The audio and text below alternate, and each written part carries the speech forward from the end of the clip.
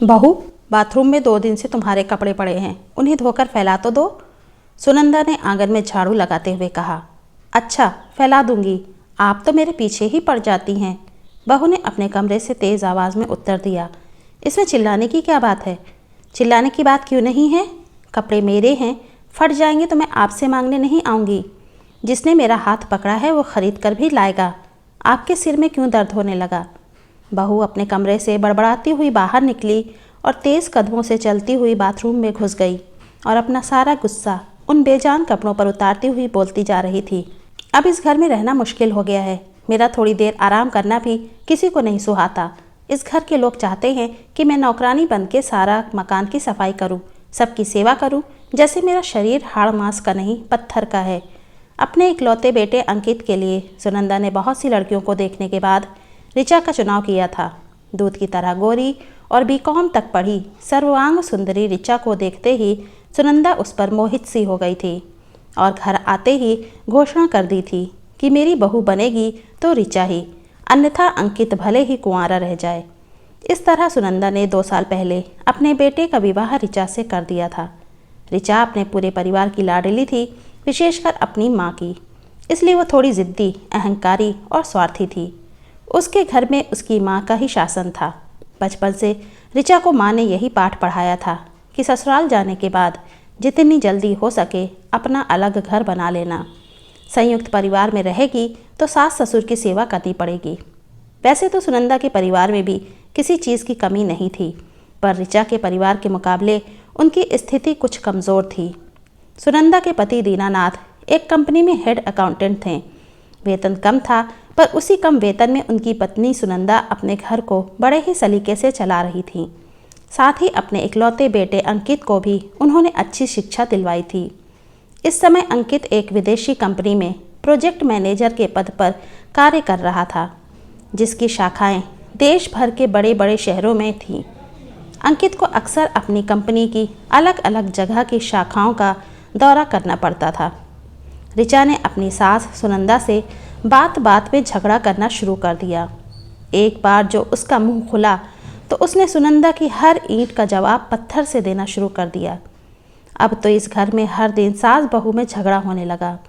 जिस घर में ऋचा के आने से पहले जो शांति थी, अब उस शांति का वहाँ नामो निशान भी न रहा।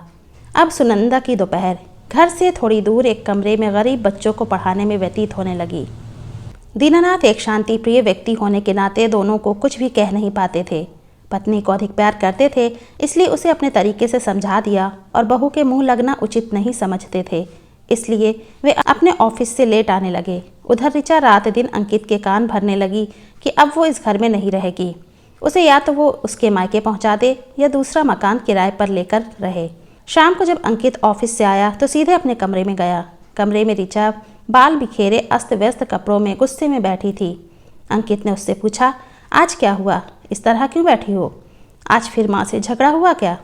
और क्या, तुम्हारी माँ मुझसे प्यार से बात करती हैं? शेरनी की तरह गुर्राते हुए ऋचा ने कहा, और उसकी आंखों से आंसू बहने लगे। आदमी सब सह सकता है, पर सुंदर बीवी के आंसू वो सहन नहीं कर सकता। अंकित ने फौरन अपना निर्णय सुना दिया कि वो कल ही इस घर को छोड़ देगा। ये बात सुनते ही ऋचा के आंसू कपूर की भांति उड़ गए। सोते जागते रात गुजर गई। सुबह जल्दी उठकर अंकित घर से निकल गया और करीब 2 घंटे बाद घर आकर माँ से बोला कि मैंने अलग मकान देख लिया है और ऋचा के साथ दूसरे मकान में जा रहा हूँ।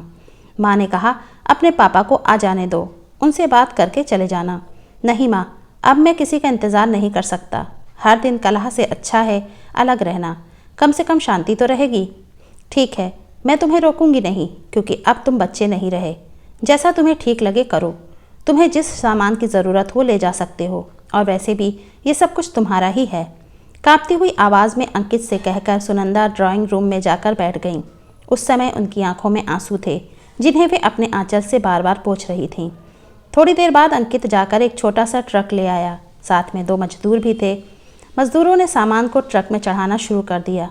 आधे घंटे बाद उसी ट्रक में दोनों पति पत्नी भी बैठकर चले गए। सुनंदा की हिम्मत नहीं हुई कि वे बाहर निकलकर उन दोनों को जाते हुए देखें। शाम को जब दीनानाथ जी ऑफिस से आए, तब उन्हें अपनी पत्नी सुनंदा से सारी जानकारी मिली। दुख तो बहुत हुआ, पर हर दिन के झगड़े से अच्छा है दोनों जगह शांति तो रहेगी। ये सोचकर वे चुप रहे। उस रात दोनों पति पत्नी ने खाना नहीं खाया। अंकित और ऋचा को गए हुए करीब 1 साल हो गया था। जब वे शाम को टहल कर लौट रही थीं तो रास्ते में उनकी मुलाकात एक अनजान औरत से हो गई जो उन्हें जानती थी, पर सुनंदा उसे जानती नहीं थी। पहले तो उस महिला ने सुनंदा को नमस्ते की, फिर बताया कि ऋचा व अंकित उसके मकान के पास ही रहते हैं। आज ऋचा की तबीयत ज़्यादा ख़राब थी और उसे उसके मकान मालिक ऑटो रिक्शा से अस्पताल ले गए हैं, क्योंकि अंकित यहाँ है नहीं और ऋचा की डिलीवरी होने वाली है। सुनंदा ने जब उस औरत से ये पूछा कि ऋचा के मकान मालिक उसे लेकर किस अस्पताल गए हैं, तो उसने अस्पताल का नाम बता दिया। सुनंदा जल्दी से घर आई और एक थैले में कुछ आवश्यक सामान रखा। अलमारी में जो पैसा रखा था उसे लिया और घर को ताला लगाकर ऑटो से अस्पताल चली गई। वहाँ जाकर जब ऋचा के बारे में पता किया तो पता चला कि बच्चा नॉर्मल नहीं हो सकता, इसलिए डॉक्टर ऋचा को ऑपरेशन थिएटर में ले गए हैं। तभी एक नर्स ने आकर आवाज़ लगाई कि ऋचा के साथ कौन है। डॉक्टर एक फॉर्म पर साइन करने और ऑपरेशन फीस जमा कराने के लिए बुला रहे हैं। सुनंदा नर्स से जब ऋचा के बारे में पूछ रही थी तब वहीं पर ऋचा के मकान मालिक भी खड़े थे। वे समझ गए कि ये महिला शायद अंकित की माँ है, तभी इतनी बेचैनी से पूछ रही हैं। उन्होंने हाथ जोड़कर सुनंदा को नमस्ते किया और फिर सारी बातें उन्हें बता दी। सुनंदा ने भी उन्हें बता दिया कि ऋचा उनकी बहू है। सुनंदा उस नर्स के साथ डॉक्टर के कक्ष में चली गई और डॉक्टर को नमस्ते कर उन्हें अपना परिचय दिया कि ऋचा उनकी बहू है और वे ऑपरेशन की फ़ीस जमा कराने आई हैं। पहले तो डॉक्टर ने उनसे एक फॉर्म पर हस्ताक्षर करवाए और फिर ऑपरेशन के लिए 25,000 रुपये जमा कराने को कहा। डॉक्टर साहब, अभी तो आप 10,000 रुपये जमा कर लें, बाकी पैसा मैं अपने पति से फ़ोन करके मंगवा लेती हूँ। जब तक आप उसका ऑपरेशन करें, मुझे किसी भी हालत में जच्चा व बच्चा स्वस्थ चाहिए। ज़्यादा घबराने की ज़रूरत नहीं है, सब ठीक होगा। हाँ, आप ये पैसा काउंटर पर जमा कर दें और रसीद प्राप्त कर लें। वहीं से आप अपने पति को फ़ोन भी कर दें।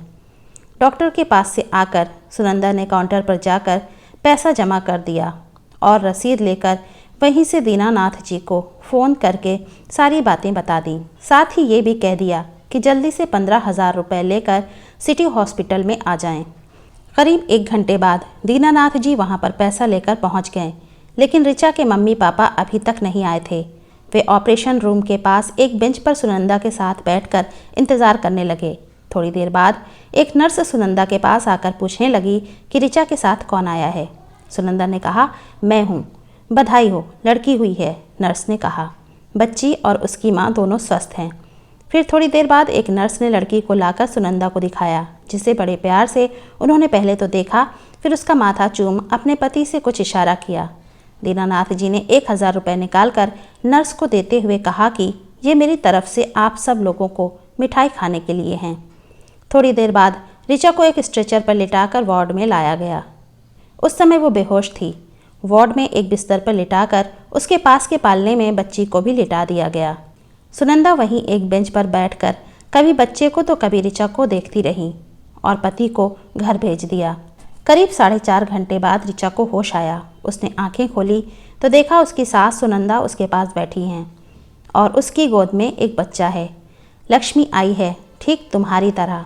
तुम भी शायद जब पैदा हुई होगी तो ऐसी ही होगी, सुनंदा ने मुस्कुराते हुए कहा और ऋचा के माथे पर हाथ फेरने लगी।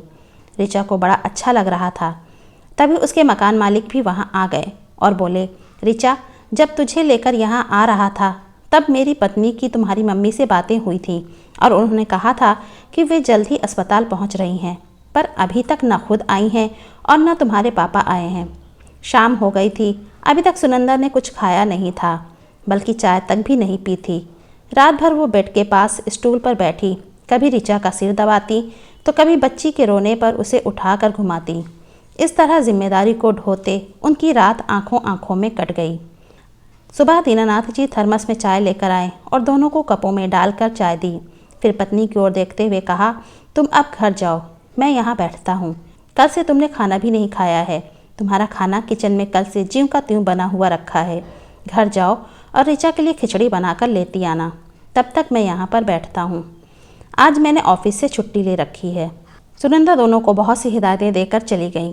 दीनानाथ जी वहीं बेंच पर बैठ गए। करीब 1 घंटे बाद कुछ सोचकर ऋचा से उन्होंने कहा, बेटा मैं ज़रा बाहर बैठता हूँ, कोई चीज़ चाहिए तो नर्स से कहलवा देना, और वार्ड से बाहर निकल गए। ऋचा के बगल वाले बेड पर भी एक स्त्री ऑपरेशन से बच्चा हुआ था। उसकी देखभाल के लिए उसकी माँ वहीं पर बैठी हुई थी। जब दीनानाथ जी वार्ड से बाहर चले गए तब वो औरत अपनी जगह से उठकर ऋचा के बेड के पास आ गई और पूछने लगी, तुम्हारे मम्मी पापा अच्छे स्वभाव के मालूम पड़ते हैं, खासकर तुम्हारी मम्मी तो बहुत ही अच्छी हैं, बेचारी रात भर तुम्हारी सेवा करती रही हैं। ये दोनों मेरे मम्मी पापा नहीं, सास ससुर हैं। क्या? वो औरत आश्चर्य से ऋचा का मुंह देखने लगी। फिर उसने कहा, क्या दुनिया में ऐसी भी सास होती हैं जो कल से बिना खाए पिए अपनी बहू की सेवा कर रही हैं? बेटी तुम बहुत खुशनसीब हो जो तुम्हें ऐसे सास ससुर मिले हैं। पूरा वार्ड अब तक यही समझ रहा था कि ये तुम्हारे मम्मी पापा हैं। कोई सास अपनी बहू के लिए इतना कर सकती है, ये मैंने पहली बार देखा है। मैं तो तुम्हें यही कहूँगी कि कभी अपनी सास को तकलीफ़ मत देना, कभी उनसे कठोर बातें मत बोलना। इतने में एक नर्स ऋचा को इंजेक्शन लगाने आ गई। उस औरत की बेटी ने शायद पानी मांगा और उसे वो पानी पिलाने चली गई। ऋचा सोचने लगी कि उसकी मम्मी भी एक औरत हैं और उसकी सास भी, पर दोनों में कितना फ़र्क है। बेटा चाय पी लो। दीनानाथ जी की आवाज़ से ऋचा का ध्यान भंग हो गया। ऋचा ने बड़े ध्यान से अपने ससुर की ओर देखा और सोचने लगी, इस व्यक्ति ने आज तक मुझे बेटा के सिवा और किसी नाम से बात नहीं की और ना ही कठोर शब्द बोले। इन लोगों के साथ गलत व्यवहार करके मैंने बहुत बड़ा अपराध किया है। फिर ऋचा का ध्यान भंग हुआ क्योंकि दीनानाथ जी बगल वाली स्त्री से कह रहे थे, बहन जी आपको एक कष्ट दे रहा हूँ, आप मेरी बहू को हाथ लगाकर उठा दें ताकि वो चाय पी ले। वो औरत उठी और ऋचा को उठाकर चाय पिलाने लगी तो दीनानाथ जी वार्ड से बाहर चले गए। करीब 10 बजे सुनंदा खिचड़ी और कुछ साफ सुथरे कपड़े लेकर आ गई और ऋचा को धीरे से बैठाकर चम्मच से अपने हाथ से खिलाने लगी। आज उसे ये खिचड़ी मोहन भोग के समान लग रही थी। शाम को करीब 4 बजे ऋचा के पापा किशोरी लाल और उसकी मम्मी अंजलि ने एक साथ वार्ड में प्रवेश किया। उस समय सास सुनंदा ऋचा के बालों में कंघी कर रही थी। बेड की दूसरी तरफ एक खाली बेंच पर वे दोनों बैठ गए। दोनों का यहाँ आना ऐसा लग रहा था कि जैसे किसी पार्टी में आए हों। किशोरी लाल बार बार अपनी टाई को ठीक कर रहे थे और अंजलि का तो कहना ही क्या था। दोनों के कपड़ों से महंगे परफ्यूम की खुशबू आ रही थी। पूरा जच्चा बच्चा वार्ड उस खुशबू से महक रहा था। दोनों ने औपचारिकतावश हाथ जोड़कर सुनंदा को नमस्कार किया, पर फिर उनसे कोई बात नहीं की। एक थैले में कुछ सामान रखकर सुनंदा ने उठते हुए कहा, ऋचा जितना मुझसे बन सका मैंने कर दिया। अब तुम्हारे मम्मी पापा आ गए हैं, अब मैं अपने घर जा रही हूँ। तुम भी 1 सप्ताह बाद अपना टाका कटवा कर अपने घर चली जाओगी। और हाँ, आज तक की दवाइयों का और अस्पताल के बिल का भुगतान मैंने कर दिया है, जिसकी सारी रसीदें तुम्हारे तकिए के नीचे रखी हैं। अंकित आएगा तो उसे मेरा आशीर्वाद कह देना। इतना कहकर चलने के लिए जैसे ही उन्होंने कदम बढ़ाया, अचानक लगा कि उनका आंचल कहीं फंस गया है। उन्होंने पीछे मुड़कर देखा तो ऋचा उनका आंचल पकड़े हुए है और डबडबाई आंखों से उन्हें ही देखे जा रही है। सुनंदा ने आंचल छुड़ाने का प्रयास किया तो ऋचा धीरे से बोली, मम्मी क्या अपनी इस मूर्ख बेटी को माफ़ नहीं करोगी? सुनंदा ने झट से ऋचा का सिर अपनी छाती से लगा लिया और उस समय उनकी भी आंखें छलछला उठीं। उन्होंने उसके माथे को सहलाते हुए कहा, पगली, कहीं माँ भी अपनी बेटी से नाराज़ होती है? स्वयं को मूर्ख क्यों कहती है? अरे सैकड़ों लड़कियों में से चुनकर तुझे अपने घर लाई थी तो तू मूर्ख कैसे हो गई? तू मेरी बहू नहीं बेटी है और बेटी ही तुझे समझा है। सुनंदा रोती जा रही थी और कहती जा रही थी, ज़्यादा नहीं रोते बेटा, अभी तुम्हारा शरीर कमज़ोर है, टाँके कच्चे हैं, रोने से उन पर जोर पड़ता है और टूटने का भय रहता है। ये कहते हुए वे अपने आंचल से उसके आंसुओं को पोंछने लगीं। अचानक सुनंदा का ध्यान दूसरी तरफ बैठे किशोरी लाल और उनकी पत्नी अंजलि की ओर गया तो वो लोग कब के चले गए थे। शायद अंजलि ने सोचा होगा कि यहाँ अब उनका कोई काम नहीं। 1 सप्ताह बाद ऋचा के टाँके कट चुके थे और उसे अस्पताल से छुट्टी की अनुमति मिल गई थी। अंकित भी टूर से वापस आ गया। जब वो अपने कमरे पर गया तो उसे वहाँ सारी बातों की जानकारी मिल गई। वो अपना सामान कमरे में रख कर सीधे ही अस्पताल चला गया। माँ को ऋचा के पास देखकर पहले तो ग्लानि से अंकित के पाँव ही आगे नहीं बढ़ पा रहे थे, लेकिन जब उसने ऋचा और अपनी मम्मी को मुस्कुराते हुए देखा तो मम्मी के पास जाकर उनके चरण छूकर प्रणाम किया। अस्पताल से जिस दिन ऋचा को छुट्टी मिली उसने स्पष्ट कह दिया कि वो अब किराए के मकान में ना जाकर मम्मी के साथ सीधे अपने घर जाएगी। इसलिए उसे लेकर सुनंदा घर आ गई थी।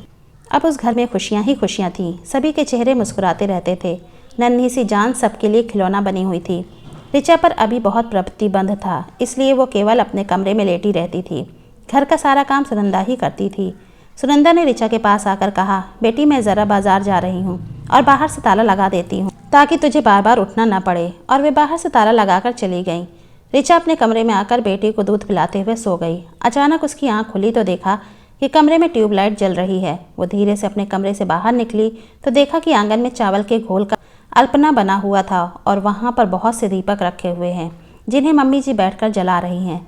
दिवाली बीतने के बाद मम्मी जी दीपक जला रही हैं, ये रहस्य उसकी समझ में नहीं आ रहा था। वो धीरे से अपनी सास के पास गई। ऋचा की पायल की आवाज़ से सुनंदा का ध्यान दरवाजे की ओर गया। उन्होंने देखा कि दरवाजे पर ऋचा खड़ी है। ऋचा ने आश्चर्यचकित स्वर में पूछा, मम्मी दिवाली तो कब की बीत गई, फिर ये सब आज क्यों? सुनंदा मुस्कुराते हुए ऋचा की ठोड़ी को ऊपर उठाते हुए बोली, मेरे घर वर्षों बाद मेरे बच्चे आए हैं तो दिवाली तो अभी ही मनाऊंगी। मेरी बेटी दिवाली के बाद गई थी और दिवाली के बाद अपने साथ मेरी पोती भी लेकर आई है। इस खुशी में मैंने आज दिवाली मनाई है। जाओ तुम भी अच्छी साड़ी पहन लो और पायल को नए कपड़े पहना दो। मैंने तुम दोनों के लिए नए कपड़े अलमारी में रख दिए हैं, फिर हम सब साथ मिलकर दीपक जलाएंगे। ऋचा का हृदय गदगद हो गया। वो अलमारी से कपड़े लेकर बाथरूम में बदलने चली गई। ऋचा ने झुककर पहले सुनंदा के पैर छूकर प्रणाम किया, फिर उसने कहा कि मम्मी पायल को आज यही आशीर्वाद दें कि इसमें आपके जैसे गुण आ जाएं और वो जिस घर में जाए उस घर को स्वर्ग बना दे। दोस्तों वीडियो कैसी लगी अपनी राय हमें कमेंट बॉक्स में ज़रूर दीजिए और वीडियो अच्छी लगी हो तो प्लीज़ इसे लाइक कीजिए, शेयर कीजिए और चैनल को अभी तक सब्सक्राइब नहीं किया है तो प्लीज़ चैनल को सब्सक्राइब कीजिए। Thanks for watching.